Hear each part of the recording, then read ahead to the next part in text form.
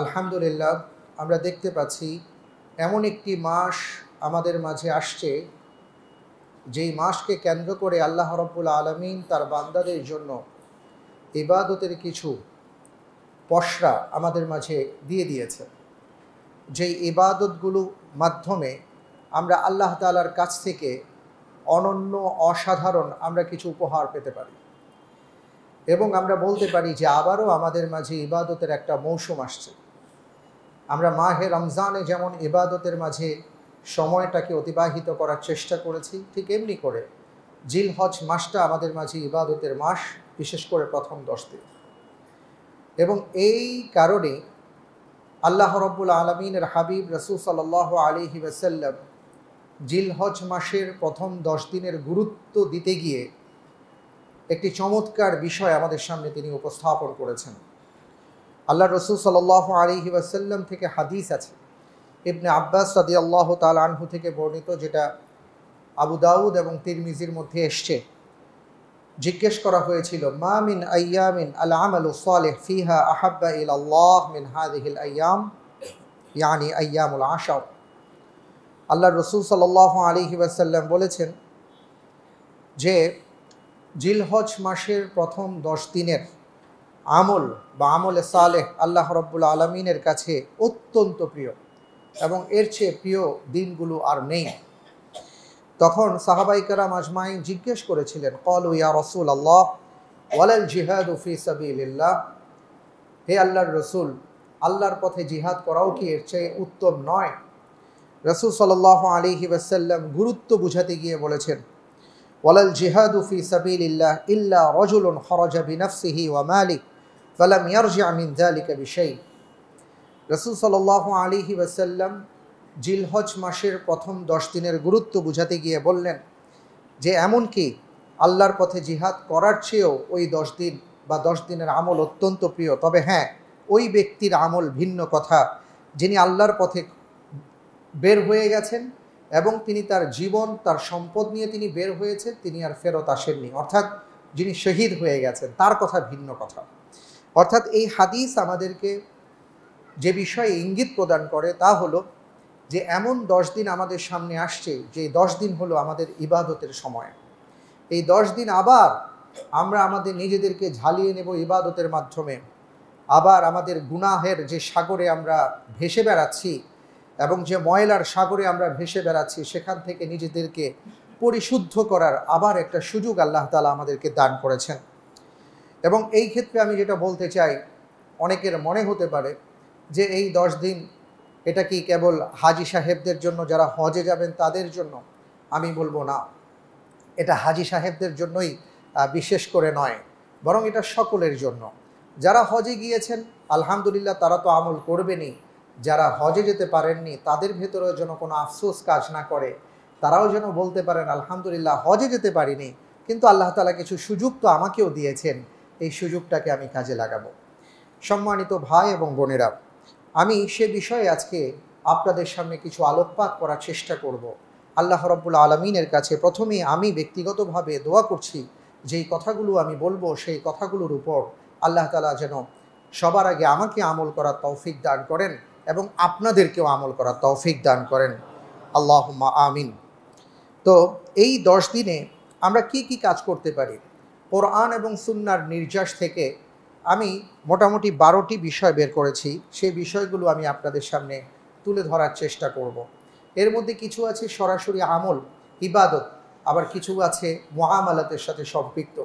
এই দুটো বিষয়ের সমন্বয় করে, অর্থাৎ আমাদের যাপিত জীবন সেই সাথে ইবাদত, এই বিষয়গুলোকে যদি আমরা সমন্বয় করে সুন্দরভাবে এই 12টি ব্যাপার সামনে রেখে আমাদের জীবনটাকে চালাতে পারি, তাহলে ইনশাআল্লাহ তাআলা আমরা দুনিয়াতেও সফল হব, আখিরাতেও সফল হব, এবং ভালো মানুষ, সমাজে সুন্দর মানুষ হিসেবে যেমন বিবেচিত হব, আল্লাহর কাছে আমি প্রিয় হতে পারব।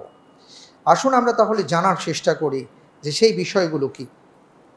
প্রথম যে কথাটি বলবো সেটা হলো, আলহামদুলিল্লাহ আমাদের মাঝে অনেকেরই হয়তো কোনো কারণে নামাজের ব্যাপারে অবহেলা ছিল, অবজ্ঞা ছিল, ঠিক মতন জামাতের সাথে হয়তো আমরা নামাজ আদায় করিনি, কিন্তু রমজানে আশা করি ব্যাপারগুলো আমাদের কেটে গেছে।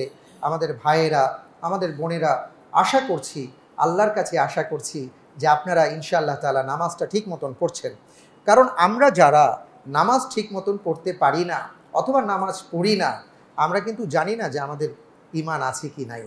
রাসূল সাল্লাল্লাহু আলাইহি ওয়াসাল্লাম সুস্পষ্টভাবে বলে দিয়েছেন, বাইনাল আবদি ওয়া বাইনাল কুফরি তারকুস সালাহ।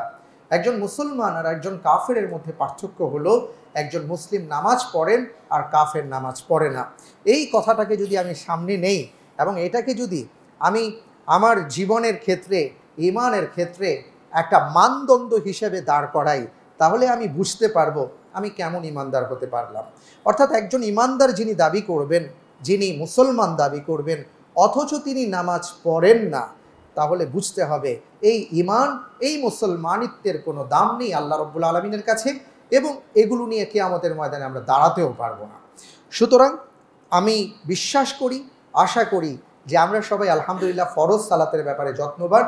আমি আমার ভাইদেরকে বলবো পাশাপাশি জামাতের ব্যাপারে আমরা যত্নবান হবার চেষ্টা করব, এবং সেই সাথে বেশি বেশি করে আমরা নফল সালাত আদায়ের চেষ্টা করব।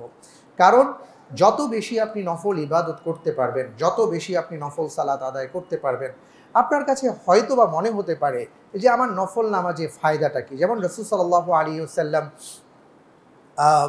সকাল থেকে নিয়ে জাওয়াল পর্যন্ত, অর্থাৎ সূর্য পশ্চিমে হেলে যাওয়া পর্যন্ত, জোহরের ওয়াক্ত হওয়ার পর পর্যন্ত বিভিন্ন সময় বিভিন্ন নামাজ পড়েছেন।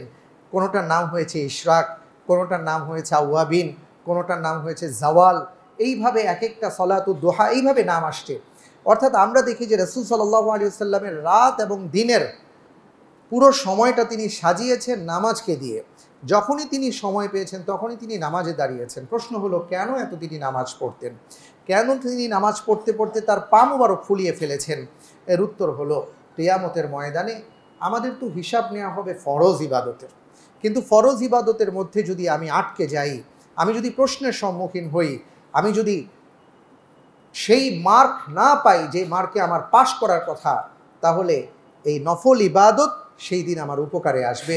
সেই দিন বলা হবে হালমিন তাতাওয়ু, তার অতিরিক্ত কিছু আছে কি না, যদি থেকে থাকে তাহলে এটাকে অ্যাড করে ফরজ ইবাদতের সাথে সম্পর্ক যুক্ত করে তাকে মাফ করা হতে পারে। সুবহানাল্লাহ। এই জন্য ফরজের পাশাপাশি আমরা বেশি বেশি করে নফল ইবাদত করার চেষ্টা করব। আল্লাহ রাব্বুল আলামিন আমাদেরকে সেই তৌফিক দান করুন। দ্বিতীয় যে ব্যাপারটি আমি বলবো আপনাদেরকে, সেটা হলো নফল সিয়াম পালন করা। ইনশাআল্লাহ তাআলা আমরা চেষ্টা করব, বিশেষ করে আমরা যারা আমাদের এলাকাগুলোতে আছি, আমাদের দেশে আছি, যদি আপনার খুব কষ্ট না হয় আপনি চেষ্টা করুন 1 তারিখ থেকে 9 তারিখ পর্যন্ত সিয়াম পালন করার। জিলহজ মাসের 1 তারিখ থেকে 9 তারিখ পর্যন্ত সিয়াম পালনের আপনি চেষ্টা করুন, নফল সিয়ামের। কারণ সাহাবায়ে কেরাম আজমাইন থেকে আমরা এমন অনেক আমল পাই, অনেকেই যারা হজে যেতেন না তারা নফল সিয়াম পালন করতেন। কারণ আল্লাহ রাব্বুল আলামিন সূরা ফজরের মধ্যে যে ওয়াল ফজরি ওয়া লায়ালিন আশর বলেছেন, যে ফজরের শপথ এবং 10টি রাতের শপথ।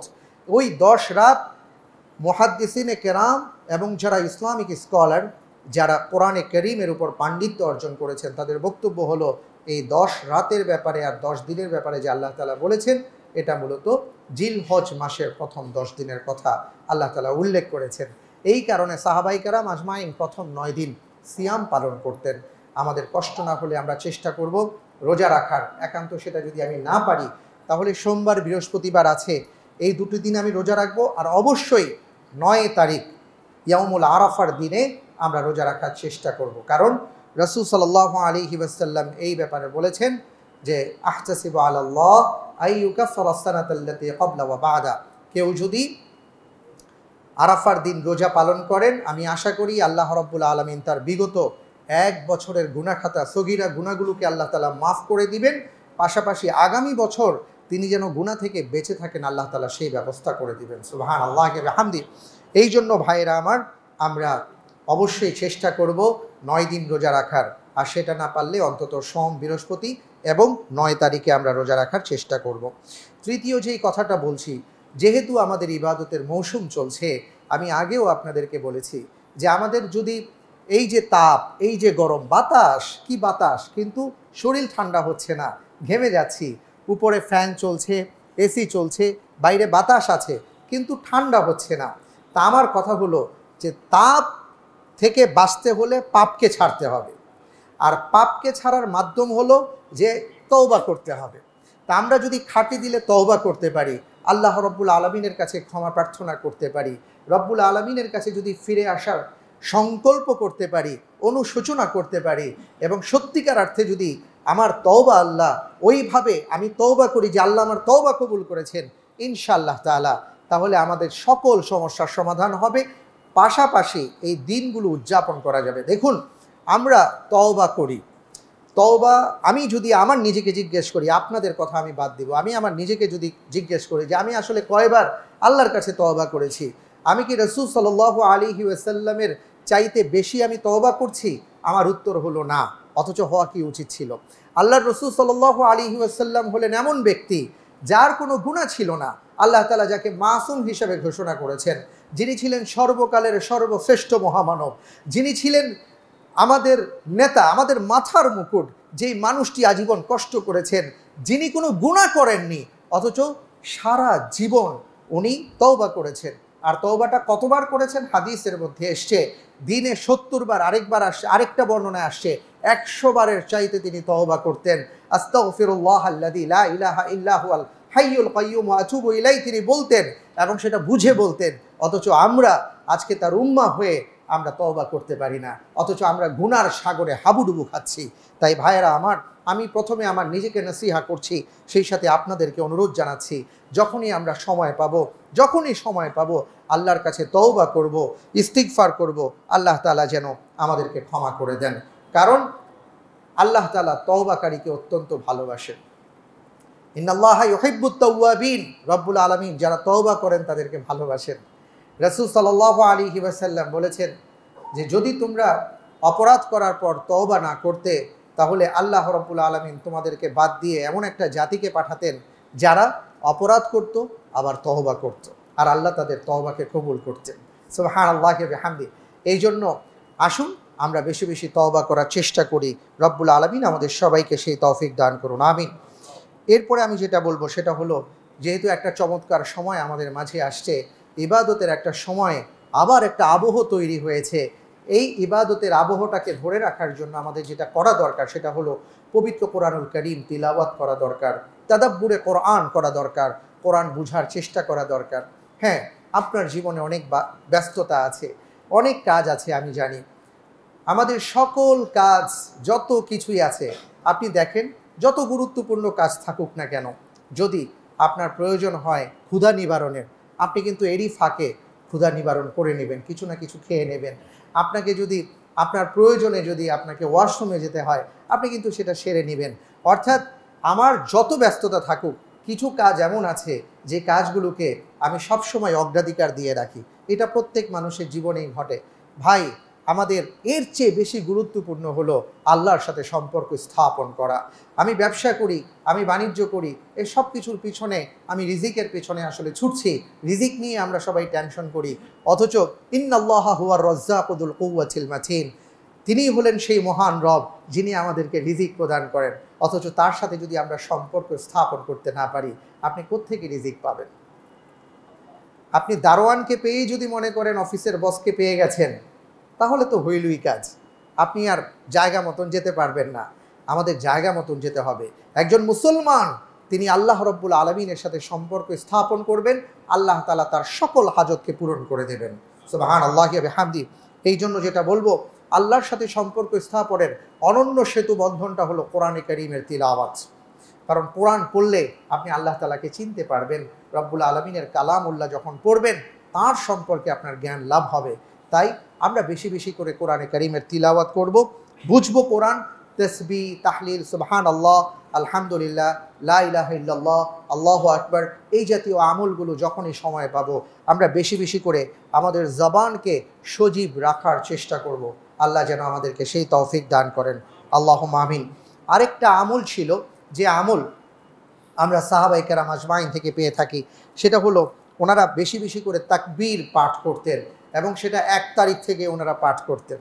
ইবনে আব্বাস রাদিয়াল্লাহু তাআলা আনহু থেকে বর্ণিত যে জিলহজ মাস শুরু হয়ে গেলেই আমরা আসলে তাকবীর দিতাম।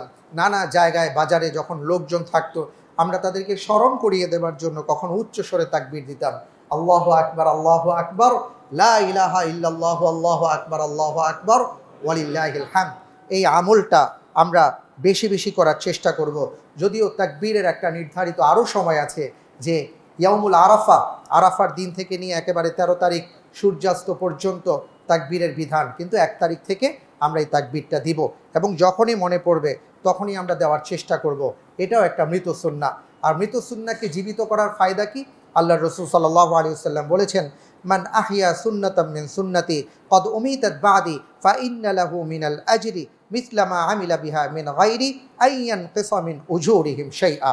তিরমিজির মধ্যে এসেছে, রাসূল সাল্লাল্লাহু আলাইহি ওয়াসাল্লাম বলেছেন, কেউ যদি আমার কোনো উম্মাহ যদি এমন কোনো সুন্নতকে আবার জীবিত করে, যে সুন্নতটা হারিয়ে গিয়েছিল আমার পরে, তাহলে এর প্রতিদান কি? প্রতিদানটা হলো তার মাধ্যমে এই কোনো মানুষ যখন আমল করবেন তিনি যতটুকু সোয়াব পাবেন, আল্লাহ তাআলা সেই সমপরিমাণ সোয়াব যিনি আগে আমল করে দেখিয়েছেন তাকেও প্রদান করবেন।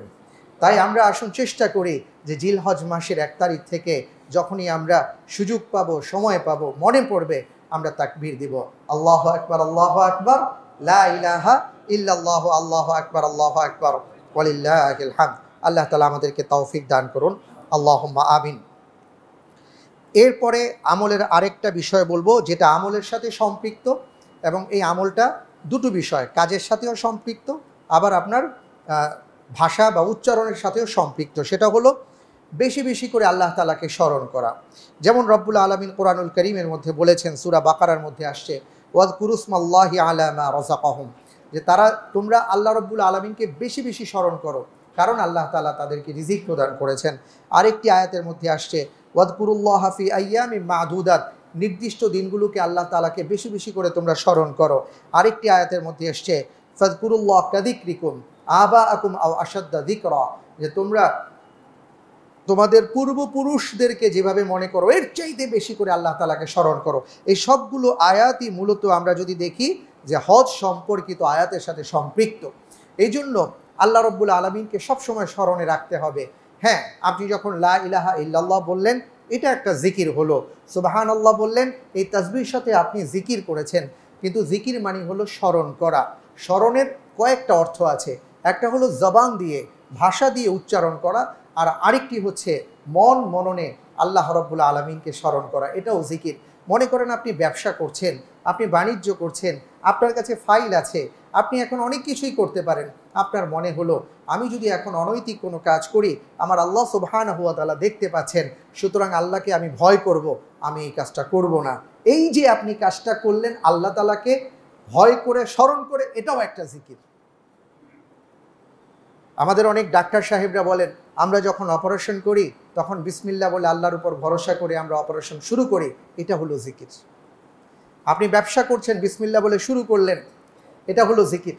অর্থাৎ আল্লাহ দেখছেন, আমি আল্লাহর বান্দা, আল্লাহ তাআলা আমার সব কিছু দেখছেন, সুতরাং আমি তাকে ভয় করে চলবো, এটা হলো জিকির। আমরা আজকে এই জিকিরকে ভুলে গেছি, শুধুমাত্র লা ইলাহা ইল্লাল্লাহ এই জিকির আমরা করছি, এটা করতে হবে, কিন্তু এটার সাথে সাথে বড় জিকির হলো মন মনন দিয়ে আল্লাহ তাআলাকে স্মরণে রাখা, যে রব্বুল আলামিন আমার মালিক, আমার মালিক কিন্তু সব কিছু দেখছেন। তাই আমরা বেশি বেশি করে এই কথাটা চিন্তা করব। যদি এটা চিন্তা করতে পারি তাহলে কি হবে জানেন? অনেক অন্যায় থেকে আমরা বেঁচে থাকতে পারবো। অনেকেই আছেন, এই যে ঈদ আসছে, ঈদ উপলক্ষে দেখা যাবে বকশিসের নামে অনেক কাহিনী শুরু হবে, রাস্তাঘাটের মধ্যে নানা ধরনের চাঁদাবাজি শুরু হবে, এবং অনেক ক্ষেত্রে অনেক জায়গায় মানুষকে অনেক হয়রানির শিকার হতে হয়। কেন? ঈদ আসছে, খুশি করেন, কি করবেন? কোরবানি করবেন। কার টাকায় কোরবানি করবেন? কোন টাকায় কোরবানি করবেন? আপনি তো কোরবানি বুঝতেই পারেন নাই। কাউকে ফোন দিয়ে বলা হবে 10টা গরু পাঠান অথবা টাকা পাঠান, আমার এলাকায় কোরবানি করব। আমরা বুঝতে পারি নাই, এগুলো ইবাদত না, আমরা হারাম কাজ করছি, কারণ আমাদের ভেতরে আল্লাহর স্মরণ নেই, জিকির নেই, আমি আল্লাহকে ভয় করতে পারছি না। যদি সত্যিকার অর্থে আল্লাহকে ভয় করতে পারতাম তাহলে এই অনৈতিক অন্যায় কাজগুলো আমাদের দ্বারা হতো না।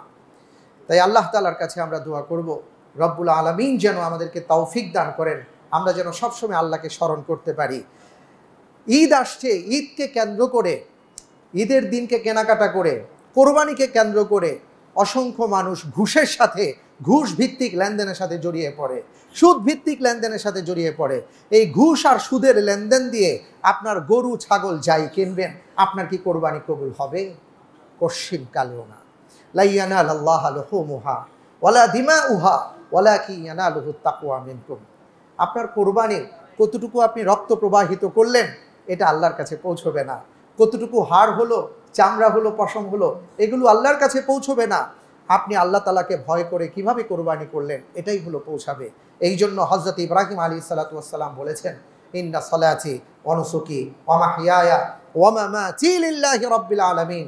আমার জীবন মরণ, আমার ইবাদত, আমার কোরবানি সব কিছু আল্লাহ রাব্বুল আলামিনের জন্য। তা আমরা যখন সত্যিকার অর্থে জিকির করতে পারবো, আল্লাহকে সর্বদা স্মরণে রাখতে পারবো, তখন ইনশাআল্লাহ তাআলা এই ঘুষের পেছনে, সুদের পেছনে আমরা ছুটবো না।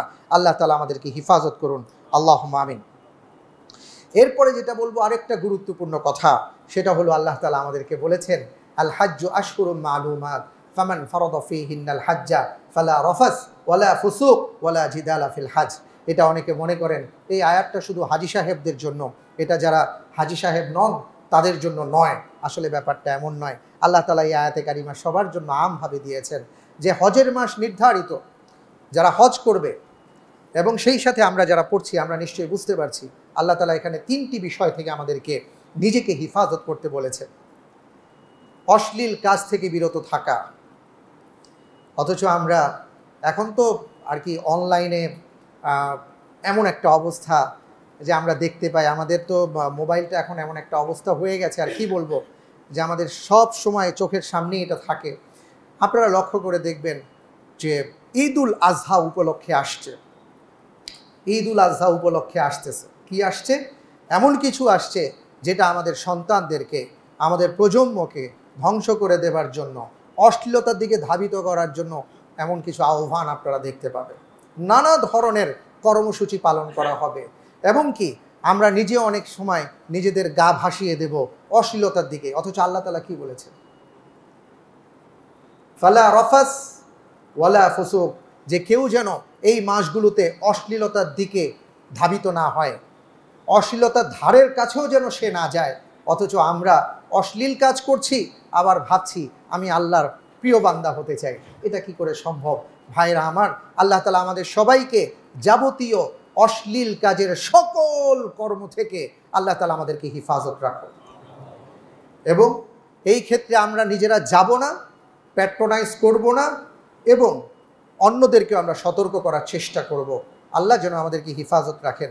দেখেন, এই যে আসতেছে আবার বিপর্যয় নামে একটা কি আসতেছে, হ্যাঁ, আমরা শুনতে পাচ্ছি যে বিপর্যয় নামে আরেকটা ঝড় আমাদের দিকে ধেয়ে আসছে। একটার পর একটা ঝড় আসে, একটার পর একটা জলোচ্ছ্বাস আসে, ভূমিকম্প হয়, আমাদের বোধোদয় হয় না। আমরা এখনো পর্যন্ত ঘুমের মধ্যেই আছি। আমরা কবে জাগব? রাসূল সাল্লাল্লাহু আলাইহি ওয়াসাল্লাম বলেছেন, সেই জমিনকে আল্লাহ তাআলা ধ্বংস করে দেন যেই জমিনের মধ্যে অশ্লীলতা বেড়ে যায়, গান বাজনা বেড়ে যায়, বেহায়াপনা বেড়ে যায়, এবং নেশা বেড়ে যায়। আমরা কোথায় আছি? আমাদেরকে জাগতে হবে। কারণ একজন অন্যায় করবেন, আপনি যদি না বলেন, তাহলে ওই অন্যায়ের কারণে যে আযাব আসবে, সেই আযাব কিন্তু আপনাকে আমাকেও ভোগ করতে হবে। আল্লাহ তাআলা বলেছেন, ওয়াত্তাকু ফিতনাতাল লা তুসিবান্নাল্লাযীনা যালামু মিনকুম খাসসা ওয়া'লামু আন্নাল্লাহা শাদীদুল ইকাব। আল্লাহর ওই ফিতনা, ওই আযাবকে ভয় করো। ওই আযাব যখন আসবে তখন সবাইকে গ্রাস করবে। এটা কেবলমাত্র তাকেই গ্রাস করবে, ব্যাপারটা এমন নয়। আল্লাহ তাআলা আমাদেরকে হিফাজতে রাখুন। দ্বিতীয় নাম্বার কাজ হলো, আল্লাহ তাআলা বলেছেন সকল পাপাচার থেকে, পাপ থেকে বিরত থাকতে হবে। আমার দ্বারা যেন কোনো পাপ না হয় সেদিকে খেয়াল রাখতে হবে। আমি যেন কোনো পাপ কাজে জড়িয়ে না পড়ি, অথবা আমার কারণে যেন সমাজের মধ্যে পাপ প্রতিষ্ঠা না পায়, সেদিকে আমাদের খেয়াল রাখতে হবে। তৃতীয় বিষয়, আল্লাহ তাআলা বলেছেন ওয়ালা জিদালা ফিল হজ, এই হজের সময় কোনো ধরনের ঝগড়াঝাটি হবে না। ঝগড়া নয়, আজকে ঝগড়া করাটা আমাদের ফ্যাশন হয়ে দাঁড়িয়েছে। আমরা এটাকে ক্রেডিট মনে করি, আমাদের ব্যক্তিত্ব মনে করি। আমরা দেখি যে একটু গরম ভাব নিয়ে গলার স্বরটাকে ভারী করে কথা বলতে পারাটাই এখন ব্যক্তিত্ব। আসলে এটা কোনো ব্যক্তিত্ব নয়, বরং এটা লানত প্রাপ্তদের কাজ। রাসূল সাল্লাল্লাহু আলাইহি ওয়াসাল্লাম বলেছেন, যারা ঝগড়াটে, যারা মানুষের সাথে এইভাবে কথা বলে, তারা আল্লাহর পক্ষ থেকে লানত প্রাপ্ত। এই জন্য ভাইয়েরা আমার, আমার কথা দ্বারা, আমার আচরণ দ্বারা কেউ যেন কষ্ট না পায় সেদিকে খেয়াল রাখতে হবে। এই বিষয়গুলো এই মাসে যদি আমরা প্র্যাকটিস করতে পারি, পরবর্তীতে ইনশাআল্লাহ তাআলা আমার আচরণটা সুন্দর হবে। রব্বুল আলামিন আমাদের সবাইকে সেইভাবে আমল করার তৌফিক দান করুন, আল্লাহুম্মা আমিন। এরপরে আমি যেটা বলবো সেটা হলো, আল্লাহ রব্বুল আলামিন আরেকটা কথা বলেছেন সূরা বাকারার 197 নম্বর আয়াত, ওয়ামা তাফআলু মিন খাইর ইয়ালামুহুল্লাহ। বেশি বেশি করে ভালো কাজ করা, যত কল্যাণকর কাজ আছে বেশি বেশি করে করা। রাসূল সাল্লাল্লাহু আলাইহি ওয়াসাল্লামকে জিজ্ঞেস করা হয়েছে সমাজের সবচেয়ে ভালো মানুষ কারা। আল্লাহর রাসূল সাল্লাল্লাহু আলাইহি ওয়াসাল্লাম বলেছেন, খায়রুন নাস মাইয়ানফাউন নাস। যে মানুষটি আরেকজন মানুষের উপকার করে বেড়ায় তিনি হচ্ছেন সমাজের সবচেয়ে ভালো মানুষ। আমরা এমন একটা জীবন বিধান পেয়েছি যে জীবন বিধানে এত চমৎকারভাবে ইসলামের পরিচয় পেশ করা হয়েছে। আমরা প্রত্যেকটা মানুষ স্বপ্ন দেখি আমরা জান্নাতে যেতে চাই। এখানে যদি আমি বলি যে কারা কারা আছেন জান্নাতে যেতে চান, একজন মানুষ কি বলবেন যে আমরা জান্নাতে যেতে চাই না? আমরা সবাই জান্নাতে যেতে চাই, ঠিক কিনা? আলহামদুলিল্লাহ, আল্লাহ যেন কবুল করেন। আল্লাহ রব্বুল আলামিন জান্নাতে যাবার জন্য মাত্র দুটি কথা বলেছেন, ইন্নাল্লাযীনা আমানু ওয়া আমিলুস সালিহাত। দুটো কথাই শেষ। এক নাম্বার হলো ঈমান আনতে হবে, অর্থাৎ আপনি যদি আল্লাহ রব্বুল আলামিনকে বিশ্বাস করতে পারেন। বিশ্বাস করার মানে হলো মুখেই বিশ্বাস করলাম ব্যাপারটা এমন নয়। আপনি যখন বিশ্বাস করবেন যে আল্লাহ তাআলা আমার মালিক, সুতরাং তার সমস্ত কথা আমি মেনে চলবো, এই একটা বিষয়। দ্বিতীয় বিষয়টা হলো ওয়া আমিলুস সালিহাত, ভালো কাজ করা। যদি ঈমান এনে ভালো কাজ করতে পারেন, আল্লাহ তাআলার পক্ষ থেকে ঘোষণা এসছে, কানাত লাহুম জান্নাতুল ফিরদাউসি নুজুলা। আল্লাহ রাব্বুল আলামিন তাদেরকে জান্নাতুল ফিরদাউস দিয়ে ধন্য করে দিবেন। সুবহানাল্লাহি ওয়া বিহামদিহি। ভাইরা আমার, জান্নাতুল ফিরদাউস পেতে চাইলে ভালো কাজ করতে হবে, আর ভালো কাজের সাথে ঈমান থাকতে হবে। কারো ঈমান আছে কিন্তু ভালো কাজ করেন না, তিনি জান্নাত পাবেন না। আবার আরেকজন খুব ভালো কাজ করেন, ঈমান নাই, জান্নাত পাবেন না। আবার ঈমান আছে, ভালো কাজ নাই, ওনারও জান্নাত অনেক দূরে। সুতরাং এ দুটো বিষয়ের সমন্বয় করতে হবে। আল্লাহ তাআলা এই আয়াতে কারিমাতে বলেছেন, ওয়ামা তাফআলু মিন খাইর ইয়ালামুহুল্লাহ। তোমরা যত কল্যাণকর কাজ করো আল্লাহ রাব্বুল আলামিন সব জানেন। তাই আসুন না এই মাসটাকে আমরা কল্যাণের মাস হিসেবে ঘোষণা করে ভালো কাজ কত বেশি করতে পারি একটু চেষ্টা করে দেখি। কার কি দরকার, কার কি সমস্যা নিরসনের চেষ্টা করি। অন্তত পক্ষে সেটা যদি নাও পারি, আমার দ্বারা যেন কারো ক্ষতি না হয়, এটা তো আমি চেষ্টা করতে পারি। রাসূল সাল্লাল্লাহু আলাইহি ওয়াসাল্লাম বলেছেন যে কেউ যদি তোমার কাছে কোনো কিছু চাইতে আসছে, তোমার হাতে কিছু নেই দেবার মতন, তুমি যদি তাকে মিষ্টি হেসে সুন্দর ভাষায় কথা বলে তাকে বিদায় দাও, এটাও তোমার জন্য সাদাকা। আজকে সেটাই তো আমরা হারিয়ে ফেলেছি। আমরা আজকে সুন্দর ভাষায় কথা বলতে পারি না, একজনকে সুন্দরভাবে গ্রহণ করতে পারি না। আমরা অন্যের খুব প্রশংসা করি, আমরা বলি জাপানিজরা খুব ভালো, খুব নমনীয়, খুব বিনয়ী, অমুকরা খুব বিনয়ী, ওই জাতির মধ্যে এই গুণ আছে। আরে ভাই, সব কিছু তো কোরআন সুন্নাতে আছে, আমি আপনি পালন করি না কেন ভাই? আসেন আমরা প্র্যাকটিস করি। কারণ আমাদেরকে মুসলমান হিসেবে যদি আল্লাহর সামনে দাঁড়াতে হয়, তাহলে এই প্র্যাকটিসের মাধ্যমেই আমার মুসলমানিত্ব অর্জন করতে হবে। এর জন্য আমরা চেষ্টা করব এই মাসে বেশি বেশি করে ভালো কাজ করার। আল্লাহ রব্বুল আলামিন আমাদের সবাইকে সেই তৌফিক দান করুন, আল্লাহুম্মা আমিন। এরপরে এই মাসে আরেকটা গুরুত্বপূর্ণ কাজ হলো বেশি বেশি করে দোয়া করা। রাসূল সাল্লাল্লাহু আলাইহি ওয়াসাল্লাম বলেছেন, আদ-দুআউ হুয়াল ইবাদা। দোয়া করাইটাই হচ্ছে ইবাদা। আরেকটা বিষয়ে হাদিস এসছে, লাইসা শাইউন আকরামা ইনদাল্লাহি মিনাদ দুআ। আল্লাহ রব্বুল আলামিনের কাছে দোয়ার চাইতে প্রিয় কিছু নেই।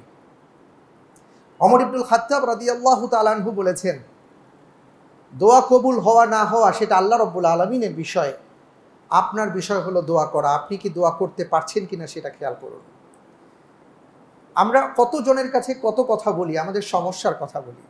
এই সকল সমস্যাগুলো যদি আমি আমার আল্লাহ সুবহানাহু ওয়া তাআলার কাছে বলি, তার কাছে চাই, তার কাছে দোয়া করি, আল্লাহ রাব্বুল আলামিন বলেছেন, উদউনি আস্তাজিব লাকুম। বান্দা, যদি তুমি আমাকে ডাকো আমি তোমার ডাকে সাড়া দেব। সুবহানাল্লাহি ওয়া বিহামদিহি, সুবহানাল্লাহি ওয়া বিহামদিহি। এই জন্য ভাইয়েরা আমার, এই মাসের আরেকটা বিশেষ আমল হলো আল্লাহ রাব্বুল আলামিনের কাছে খুব বেশি বেশি করে দোয়া করা, ইস্তিগফার করা, ক্ষমা প্রার্থনা করা, তাসবিহ তাহলিল করা, এগুলো সব আমরা করার চেষ্টা করব। আল্লাহ তাআলা আমাদের সবাইকে সেই তৌফিক এনায়েত করুন, আমিন। আরেকটা বিষয় বলবো, সেটা হলো এই মাসে অর্থাৎ যারা কোরবানির ক্ষেত্রে নিয়ত করেছেন যে আপনি কোরবানি করবেন ইনশাআল্লাহ তাআলা, আপনার একটা আমল হলো যে চাঁদ উঠার আগেই আপনি নিজে পরিচ্ছন্ন হয়ে যাবেন।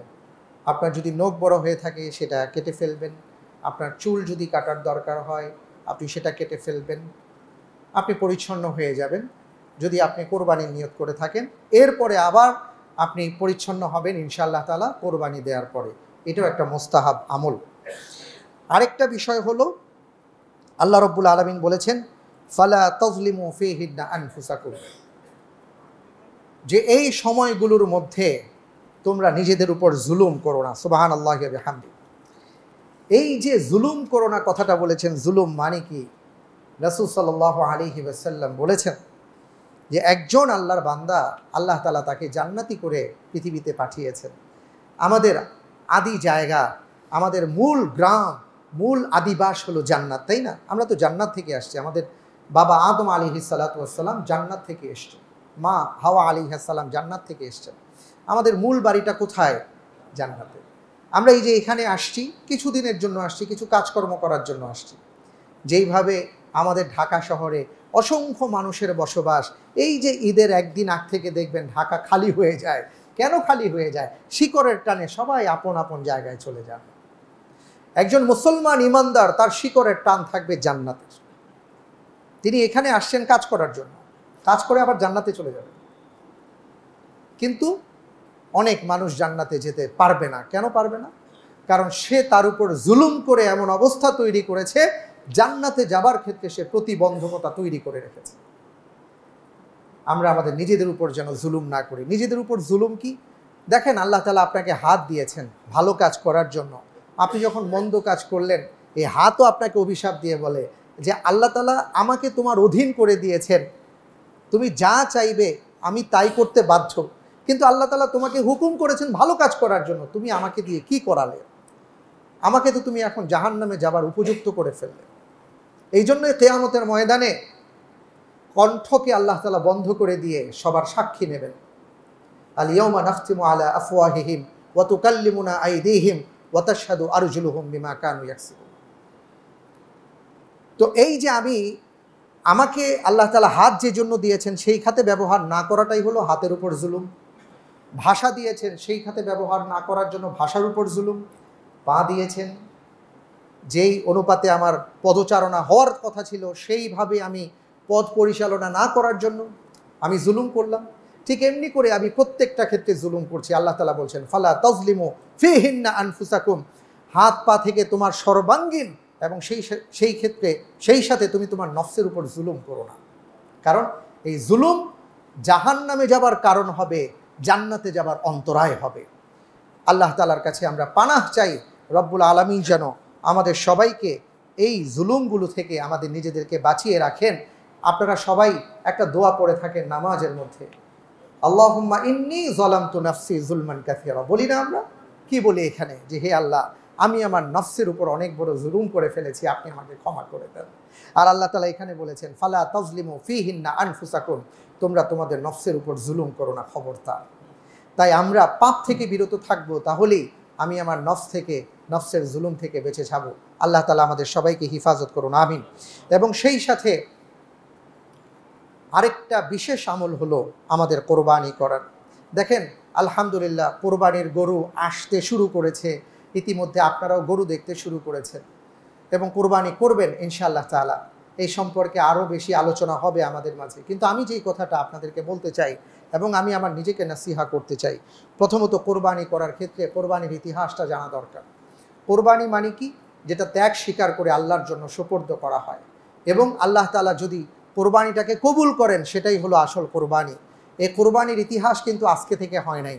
পৃথিবী সৃষ্টির পরে আদম আলাইহিস সালাতু ওয়াস সালামের যে দুই সন্তান হাবিল এবং কাবিল, তারাই কিন্তু প্রথম কোরবানি করেছিলেন।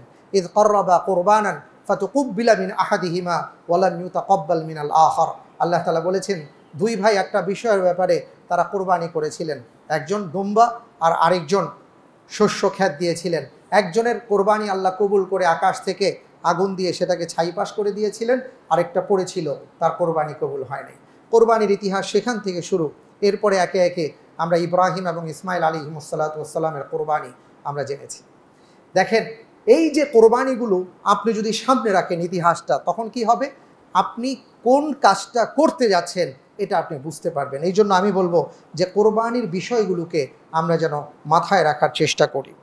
কোরবানির গুরুত্ব দিতে হবে। আমরা অনেকে মনে করি কোরবানি দেওয়ার দরকার আছে। দেখবেন আমাদের মাঝে কিছু লোক হঠাৎ করে ওনারা বলবেন, আপনি কোরবানি না করে এই টাকা বন্যাত্মদের মাঝে দিয়ে দিন, ঝড়ের মধ্যে যারা পড়ে গেছেন তাদেরকে আপনি সহায়তা করেন। এই আলোচনা শুধু কোরবানি আসলেই শুরু হয়, বিয়ের ক্ষেত্রে হয় না। যে আপনি যে বিয়েতে লক্ষ লক্ষ কোটি কোটি টাকা খরচ করেন, এই টাকা এই ক্ষেত্রে খরচ না করে ওইখানে দিয়ে দেন, আপনি এখানে এই অনুষ্ঠান না করে ওইটা করেন। ইবাদতের ক্ষেত্রে অনেকে এই কথাগুলো বলতে চান। আমাদের কথা হলো যে ভাই, ইবাদত ইবাদত, আমরা ইবাদত করব, হ্যাঁ এটা আপনি করতে পারেন। যে আপনার উপর যদি ওয়াজিব হয়ে থাকে কোরবানি, আপনি হয়তো 10টা গরু না দিয়ে আপনি একটা গরু দিলেন, বাকি 9টার টাকা আপনি দান করেন, কিন্তু আপনি কোরবানি থেকে নিজেকে বাঁচিয়ে রাখবেন এটা হতে পারে না। অথবা আপনি হয়তো আপনার নিজের জন্য একটা এখানে পশু কোরবানি করলেন, আপনি কোনো অঞ্চলে সহযোগিতা করতে যাচ্ছেন, সেখানে হয়তো 8-10টা গরু কোরবানি করলেন। হতে পারে, নানাভাবেই সহযোগিতা করা যায়, কিন্তু কোরবানি করতে হবে, এটা ইবাদত। আল্লাহ তাআলা যাদেরকে তৌফিক দিয়েছেন ওনারা কোরবানি করবেন, কারণ কোরবানির গুরুত্ব বুঝাতে গিয়ে রাসূল সাল্লাল্লাহু আলাইহি ওয়াসাল্লাম বলেছেন, মান ওয়াজাদা সাআতান আন ইউদাহহিয়া ওয়া লাম ইউদাহহি ফালা ইয়াকরাবান্না মুসাল্লানা। মুসনাদে আহমদের হাদিস, আল্লাহর রাসূল সাল্লাল্লাহু আলাইহি ওয়াসাল্লাম বলেছেন, যাকে আল্লাহ তাআলা কোরবানি করার তৌফিক দিয়েছেন, সে যদি কোরবানি না করে তাহলে সে যেন আমার ঈদগাহে না আসে। এটা গুরুত্ব বুঝাতে গিয়ে বলেছেন। ওলামায়ে কেরামের মাঝে ইখতিলাফ আছে, কেউ বলেছেন কোরবানি ওয়াজিব, কেউ বলেছেন সুন্নাহ, কিন্তু গুরুত্বটা আল্লাহর রসুল বুঝিয়েছেন যে কোরবানি দেওয়ার সামর্থ্য থাকলে আমাদের কোরবানি করা উচিত। আমি সবশেষে যেটা বলতে চাই সেটা হলো যে অনেকের মনে হতে পারে যে আমার তো কোরবানি করার সামর্থ্য নাই, আমি কি করব? আমি বলবো আপনি ব্যথিত হবেন না, আপনি আল্লাহর কাছে দোয়া করুন। আপনি এবছর কোরবানি করতে পারছেন না, ইনশাআল্লাহ তাআলা আল্লাহ তৌফিক দিলে আগামী বছর করবেন। আর মজার ব্যাপার হলো আপনার পক্ষ থেকে রাসূল সাল্লাল্লাহু আলাইহি ওয়াসাল্লাম ১৫০০ বছর আগে কোরবানি করে গেছেন। সুবহানাল্লাহি ওয়া বিহামদিহি। আল্লাহর রাসূল সাল্লাল্লাহু আলাইহি ওয়াসাল্লাম যখন কোরবানি করতেন উনি দোয়া করতেন, আল্লাহুম্মা তাকাব্বাল মিন উম্মতি মান লাম ইয়াস্তাতি আন ইউদাহিয়া। হে আল্লাহ, এ কোরবানি আমার ওই সকল উম্মতের পক্ষ থেকে কবুল করুন যারা কোরবানি করার সামর্থ্য রাখেনি অথবা কোরবানি করতে পারেনি। আল্লাহু আকবার। আপনি দুঃখিত হবেন না, আল্লাহর কাছে দোয়া করুন, ইনশাআল্লাহ তাআলা আল্লাহ রাব্বুল আলামিন আপনাকে কোরবানি করার তৌফিক এনায়েত করবেন। তো আজকে আমি যেই কথাগুলো বললাম, যে বিশেষ করে জিলহজ মাসের প্রথম 10 দিনের কি কি আমল, এই আমলের সাথে আর দুটো কথা বলে আজকে শেষ করব। সেটা হলো যে ঈদের দিন আমরা যেন ভুলে না যাই এটা একটা ইবাদতের দিন, এবং কোরবানির গোশত আল্লাহর পক্ষ থেকে হাদিয়া, হাদিয়াকে সামনে রেখে আমরা যেন বেয়াদবিমূলক কোনো আচরণ না করি। আমরা গোশত খেতে গিয়ে যেন ইবাদত ভুলে না যাই, সেদিকে আমাদের খেয়াল রাখতে হবে। আল্লাহ তাআলা আমাদের সবাইকে সেই তৌফিক দান করুন, আমিন।